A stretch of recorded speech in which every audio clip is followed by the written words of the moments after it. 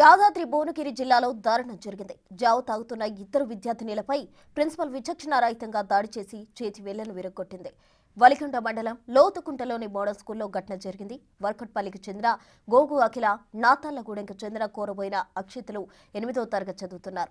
గురువారం ఉదయం జావ తాగుతుండగా ఇంకా ఎంతసేపు తాగుతారు అంటూ ప్రిన్సిపల్ రహీసునిసి బేగం బూతులు తిడుతూ తమపై పైపుతో దాడి చేసిందని విద్యార్థినిలు ఆరోపిస్తున్నారు.